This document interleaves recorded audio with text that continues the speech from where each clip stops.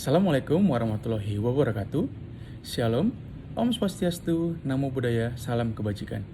Saya Agung Daniel Pramanebaho dari kelas AK 304 Prodi S1 PJJ Akuntansi.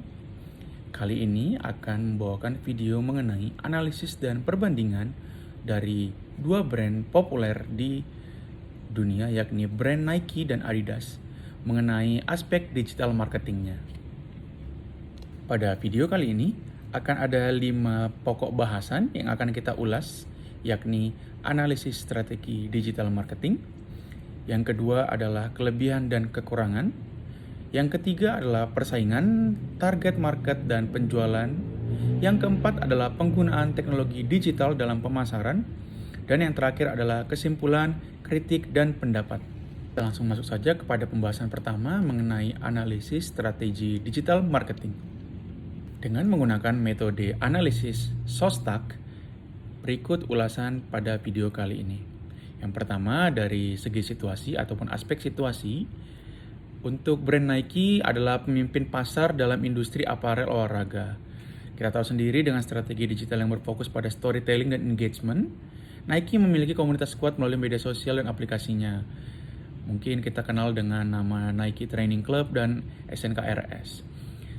Begitu juga dengan Adidas. Adidas itu merupakan pesaing utama Nike, salah satu pesaing utamanya, yang fokus pada inovasi digital dan kemitraan dengan selebritas serta influencer. Adidas juga mengandalkan e-commerce dan aplikasi Adidas Confirmed untuk peluncuran produk eksklusif. Nah, dari aspek objektif, untuk Nike sendiri meningkatkan keterlibatan pelanggan melalui platform digital, mengoptimalkan pengalaman e-commerce, meningkatkan loyalitas pelanggan, mendorong inovasi produk, serta memperluas komunitas olahraga secara global. Sedangkan untuk Adidas, aspek objektifnya adalah meningkatkan penjualan online, meningkatkan daya tarik dengan memperkuat brand image melalui kolaborasi dengan artis dan atlet, lalu mereka juga mendiversifikasi saluran distribusi online, dan juga berfokus pada tanggung jawab sosial secara berkelanjutan. Selanjutnya, dari aspek strategi, Nike sendiri menggunakan strategi omnichannel dengan integrasi yang kuat antara media sosial, e-commerce, dan aplikasi fitness seperti Nike Run Club yang mungkin sering kita gunakan sehari-hari untuk meningkatkan keterlibatan komunitas. Nah, untuk Adidas sendiri menggunakan kampanye yang kolaboratif. Adidas seringkali menargetkan millennials dan Gen Z melalui influencer dan kolaborasi kreatif dengan berbagai desainer. Nah, Adidas juga berfokus pada keberlanjutan, misalkan produk yang terbuat dari plastik daur ulang. Untuk taktik dari masing-masing brand, dari Nike ada menggunakan 4 taktik, yakni menggunakan AR atau VR untuk mencoba produk secara virtual, yang mana ini juga digunakan oleh Adidas mulai dari 2022 lalu, sementara Nike menggunakannya mulai dari 2017. Berikutnya ada taktik kolaborasi dengan selebritas. Untuk Nike, kita ketahui berkolaborasi dengan Beyoncé, sedangkan Adidas berkolaborasi dengan Kanye West yang menghasilkan produk yang kita kenal dengan Yeezy. Lalu untuk Nike memiliki taktik berupa kampanye inspiratif dan penyampaian pesan yang berfokus pada kekuatan dalam diri sendiri. Kita mungkin ketahui seperti jargonnya "Just do it, you can stop us". Begitupun dengan Adidas memiliki strategi berupa kampanye digital yang mengedepankan nilai-nilai keberagaman. Nah, berikutnya ada taktik berupa konten interaktif dan aplikasi mobile untuk mencapai pengalaman pengguna yang lebih baik oleh Nike. Sedangkan dari Adidas menggunakan platform TikTok dan Instagram untuk menjangkau audiens muda dengan konten yang menarik. Dua aspek berikutnya, yakni aspek action antara Nike dan Adidas, perbedaannya adalah dari Nike meluncurkan kampanye musim tertentu dengan penyesuaian lokal, memanfaatkan data analitik untuk menilai efektivitas kampanye mereka. Sedangkan Adidas membangun komunitas melalui acara offline dan online dengan menerapkan promosi untuk produk baru yang berfokus pada keberlanjutan. Nah, berikutnya di aspek terakhir tentang kendali ataupun kontrol.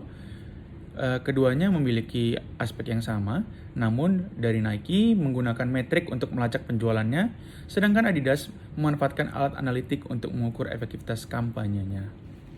Berikutnya kita akan masuk kepada kelebihan dan kekurangan dari kedua produk tersebut. Yang pertama, dari brand ataupun produk Nike memiliki kelebihan berupa brand equity yang kuat dan pemasaran berbasis storytelling. Nah, yang kedua adalah inovasi digital tinggi dengan AI, AR, atau VR, dan aplikasi komunitas.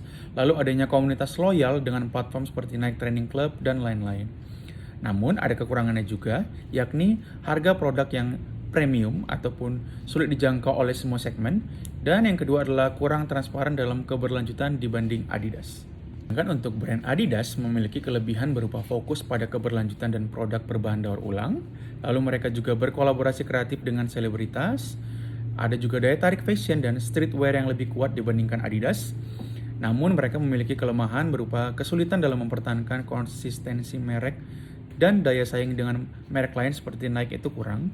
Lalu masih tertinggal dibandingkan Nike dalam hal pemasaran berbasis cerita yang sangat kuat, yang emosional bagi para konsumen, dan tidak memiliki pangsa pasar sebesar Nike tentunya.